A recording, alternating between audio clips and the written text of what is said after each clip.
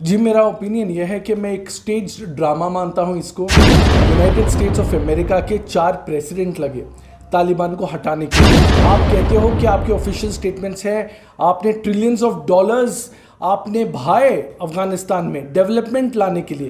कहाँ है आपका डेवलपमेंट? तो अफगानिस्तान में निज़ाम मुस्तफ़ा लाना है तो कहाँ है आपका शरिया?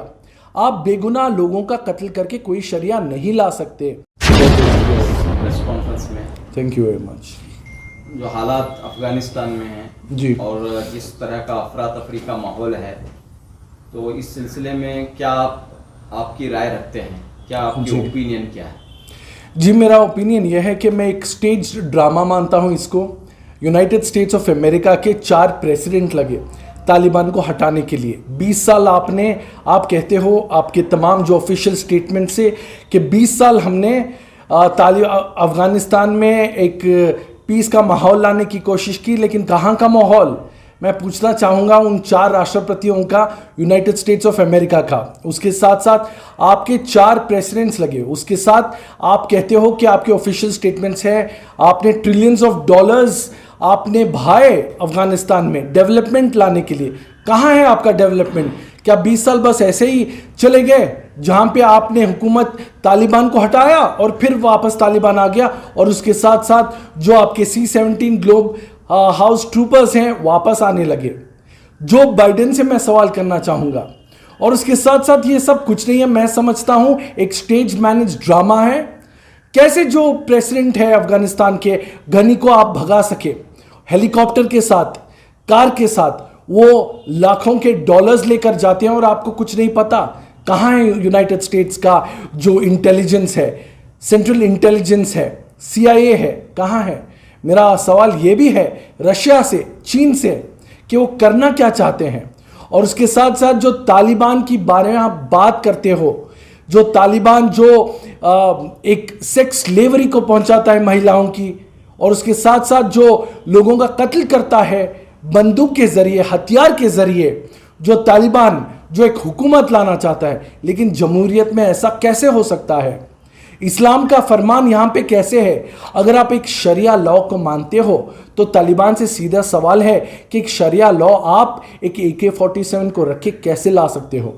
उसी के साथ साथ इस्लाम में क्या सिखाया जाता है? अगर आप किसी की एक जान लोगे तो आप इंसानियत की जान ले रहे हो। अगर आप एक जान बचाओगे तो आप तमाम इंसानियत की जान बचाने के जैसे है। लेकिन यहाँ पे हमें मानना चाहिए लकुम दीनुकुम वलियुद्दीन, हमारा दीन हमारे साथ, आपका दीन आपके साथ। अगर आपको अफगानिस्तान में निज़ाम मुस्तफ़ा लाना है तो कहाँ है आपका शरिया? आप बेगुनाह लोगों का कत्ल करके कोई शरिया नहीं ला सकते। और उसके साथ साथ जो मैं तमाम बातें जो सुन रहा था, जो प्रवक्ता हैं, जो स्पोक्स पर्सन हैं तालिबान के, कि आप महिलाओं का आदर करेंगे, उनको हुकूमत में जगह देंगे, और उसके साथ साथ आप स्पोक्स पर्सन भी रखेंगे। लेकिन कहने में और करने में बहुत फ़र्क है। जैसे अंग्रेज़ी में कहते हैं action speak louder than words. तो हम देखेंगे कि क्या एक्शन होते हैं। और जो तालिबान का एनवॉय है जो मिलने गया है यूनाइटेड नेशंस को, तो यूनाइटेड नेशंस का भी हम देखना चाहेंगे। जो यूनाइटेड नेशन इजराइल फिलिस्तीन के मामले में चुप्पी रखता है, वो यूनाइटेड नेशंस क्या करेगा? क्या फिर यूनाइटेड नेशंस घनी जैसे एक पपेट रहेगा अफगानिस्तान के मामले में? तो ये तमाम सवाल मैं पूछता हूं एक मुसलमान होने के नाते, एक हिंदुस्तानी होने के नाते। मेरा सवाल है यूनाइटेड नेशन से, मेरा सवाल है जो राष्ट्रपति हैं यूनाइटेड स्टेट्स के, जो बाइडेन से भी मेरा सवाल है। और उसके साथ साथ जो गनी हैं, जो हुकूमत को छोड़ के चले गए, कि उनका कहना था कि काबुल हैज़ फॉलन, तो उनकी क्या रणनीति है? क्या वो सिर्फ एक पपेट रह जाएंगे? तो ये मेरा सवाल रहेगा। तो इसका असर हिंदुस्तान पर क्या होगा? जी, सबसे पहले जो मैं समझता हूं कि हिंदुस्तान के जो तमाम जो भाजपा सरकार के जो प्रवक्ता है, उनका ये कहना है कि वो तमाम कोशिश करेंगे जो भी हिंदुस्तानी हैं अफगानिस्तान में, चाहे वो हिंदू हो, सिख हो या फिर दूसरे अन्य लोग हो। लेकिन सवाल तो ये बनता है मेरा मोदी जी से, मोदी जी क्या आप अफगानिस्तान के जो मुसलमान हैं उनको आप CA के जरिए आप सिटीजनशिप दोगे?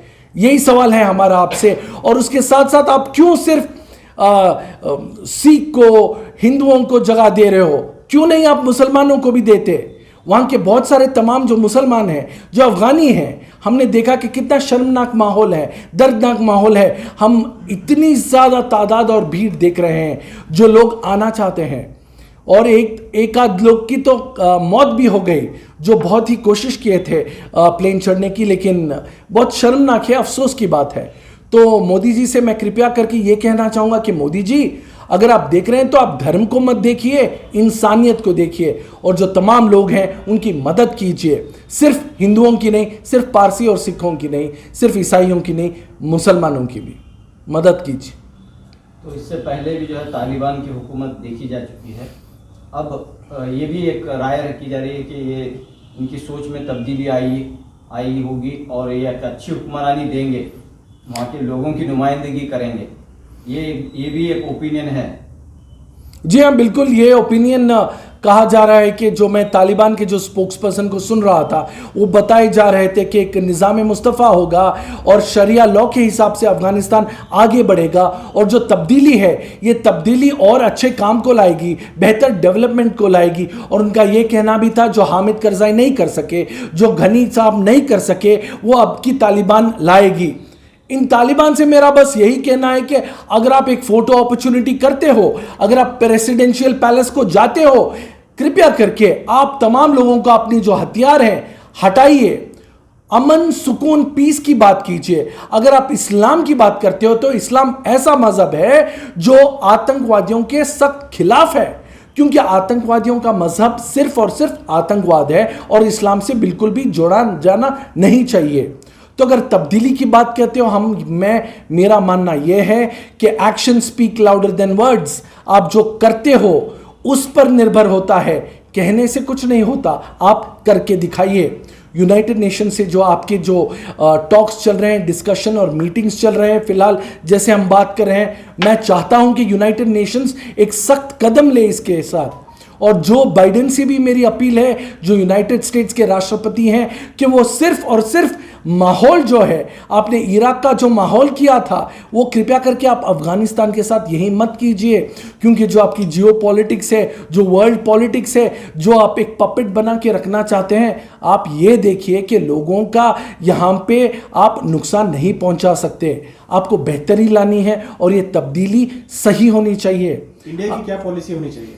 इंडिया की पॉलिसी, सबसे पहले तो इंडिया की पॉलिसी ये होनी चाहिए कि तमाम जो इंडियंस हैं, जो मैं भाजपा के सरकार के प्रवक्ताओं से सुना हूं कि वो पूरी कोशिश कर रही हैं, जो यहाँ के जो इंडियंस हैं उनको वापस लाया जाए। और उसके साथ साथ उन सब तमाम स्पोक्स पर्सन का ये कहना है कि लगातार बार बार जो यहाँ की हुकूमत है वो उनके साथ टच में है, और उन तमाम जो इंडियंस हैं उनको लेकर आइए। और मोदी जी और भाजपा सरकार से यह है कि इंडियंस का मतलब सिर्फ हिंदू ही नहीं है, सिख ही नहीं है, पारसी नहीं है, ईसाई नहीं है, इंडियंस का मतलब मुसलमान भी है, और मुसलमानों को भी आप इंडियन मानिए और यहाँ पर इंसानियत के नाते लेकर आइए। और मैं ये बताना चाहूँगा कि तालिबान को अगर आप लोग देख रहे हैं तो तालिबान इस्लाम की मद्देनज़र धन के साथ जोड़िएगा नहीं।